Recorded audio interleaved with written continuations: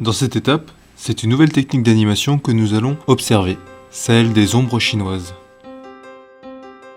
Les ombres chinoises sont en général des petits pantins qu'on peut animer et dont la silhouette sera portée sur un écran éclairé à contre-jour pour que le spectateur puisse y voir une ombre aplatie, donnant l'illusion d'une forme de vie animée. Dans notre procédé, c'est quasiment la même technique, sauf que nos pantins seront en couleur.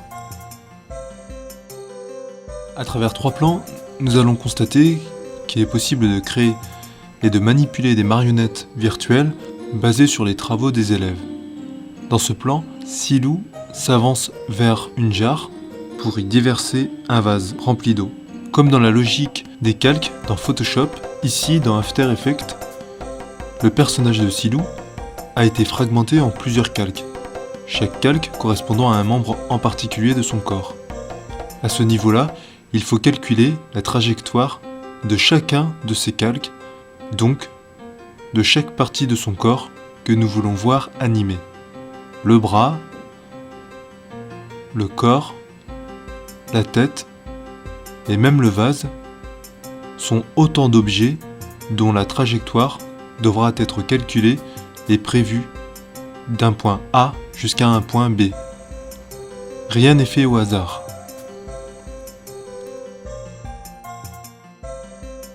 Au moins une quinzaine d'essais seront nécessaires pour obtenir l'effet désiré.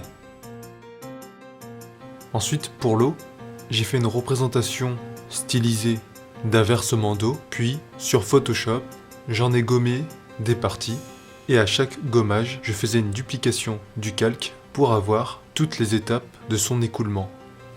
Dans ce plan, l'élève a donc créé son plan comme s'il s'agissait d'une marionnette. Tous les membres de l'éléphant sont dessinés séparément, de même pour le personnage de Silou. Il ne nous restait plus qu'à assembler tout cela sur Photoshop et le fichier Photoshop sera importé ensuite sur After Effects.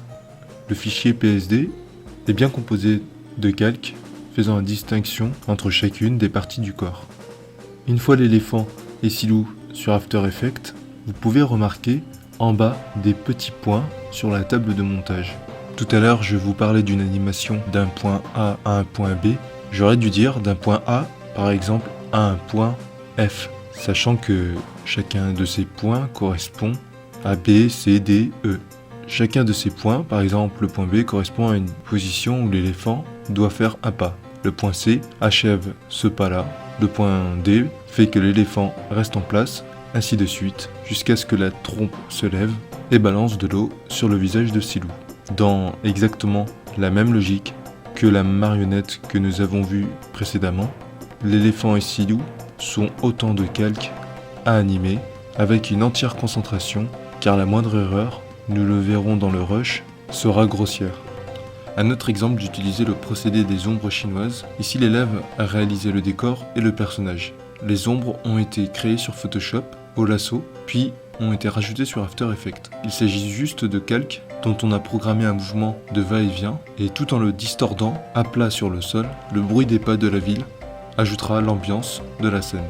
Nous avons pu voir à travers tous ces exemples que le procédé ombre chinoise est très utile, moins laborieux que l'animation image par image, et nous permet un gain de temps énorme, tout en nous permettant de travailler avec n'importe qui soit capable de dessiner et de peindre un personnage ou un élément à animer, comme pour créer une ombre chinoise.